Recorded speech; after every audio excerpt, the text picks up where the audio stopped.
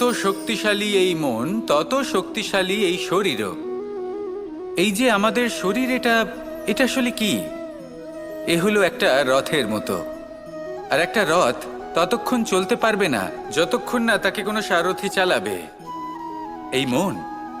এই মন হলো শরীরের সারথি। এবার ভাবুন, যদি এই সারথি শক্তিহীন হয়, দুর্বল হয়, তাহলে এই রথের কি হবে? এটা উচিত পথে চলতে পারবে না, উচিত গতিতে চলতে পারবে না, মন মতো স্থানে এটা পৌঁছতেও পারবে না। সেই জন্য মনের শক্তি অত্যন্ত প্রয়োজনীয়। এবার মনের শক্তি আমরা কোথা থেকে লাভ করি?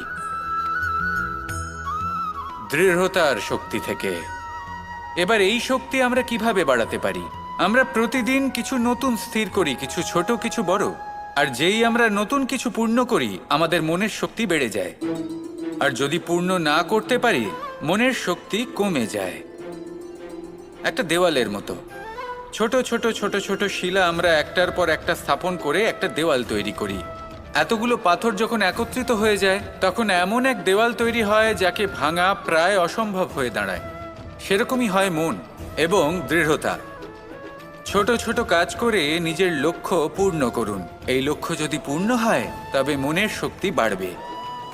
কিছুটা এইভাবে যে যত বড়ই বিপদ আসুক না কেন, সেই বিপদ নিজে হার মেনে নেবে, কিন্তু আপনার মন ততটাই শক্তিশালী থাকবে।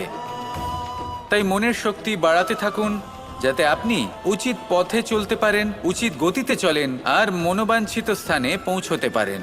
তবেই এই মন প্রসন্ন হয়ে বলবে, রাধা রাধা।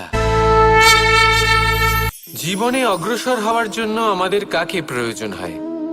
মাতা পিতা, বন্ধু, প্রেম, সাহায্য, অর্থ, পরিশ্রম, আশা।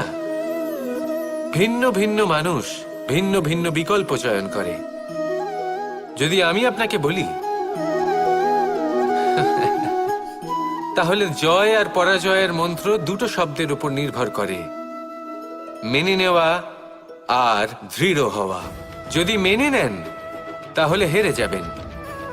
যদি দৃঢ় হন, তাহলে নিশ্চিত রূপে জয়ী হবেন।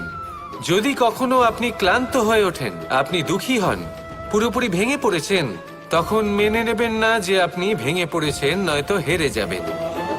তখন উল্টে স্থির করবেন যে যাই হয়ে যাক না কেন, আমি জয়ী হবই। আর আপনি দেখবেন যে জয় নিশ্চিত রূপে আপনার কাছেই আসবে।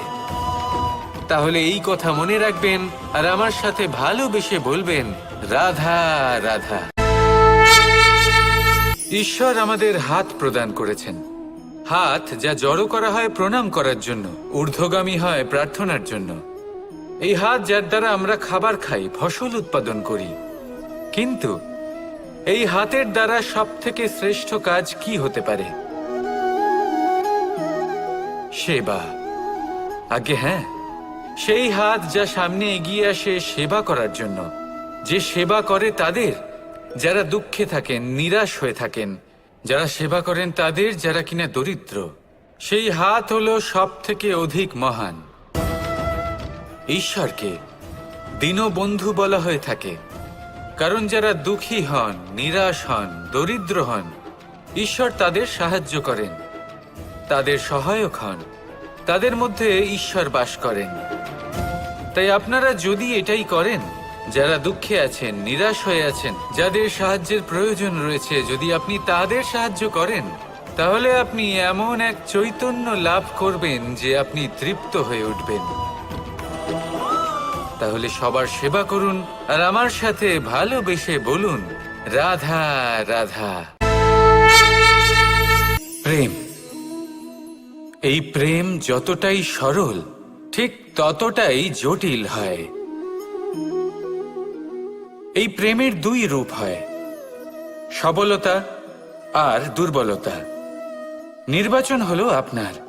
এবার যদি একটা উদাহরণ দিয়ে আপনাকে বোঝাই, তাহলে মাতা পিতাকে দেখুন। মাতা পিতা সন্তানকে কখনো কখনো এত স্নেহ দিয়ে ফেলেন যে তাকে বাইরে কোথাও যেতেই দেন না। আর তার ফলে সন্তান এতটাই দুর্বল হয়ে পড়ে যে এমনও হয় তারা সারা জীবন বাড়িতেই বসে থাকে। এবার যদি এই মাতা পিতাই এই ভালোবাসায় সাহস জুগিয়ে দেন। সেই সন্তানকে বলে দেন যে যাও, এই সংসারকে অনুভব করো, নিজের প্রারব্ধ নিজেই রচনা করো, এই সংসারে সব থেকে শ্রেষ্ঠ হয়ে দেখাও, সব থেকে উঁচুতে উঠে দেখাও। তাহলে সন্তান অবশ্যই এটা করে দেখাতে পারে। এবার আপনি নিজের প্রেমের দ্বারা আপনজনদের দুর্বল করবেন নাকি তাদের সবল করবেন, সিদ্ধান্ত আপনারই। আসুন আর আমার সাথে ভালোবেসে বলুন, রাধা রাধা।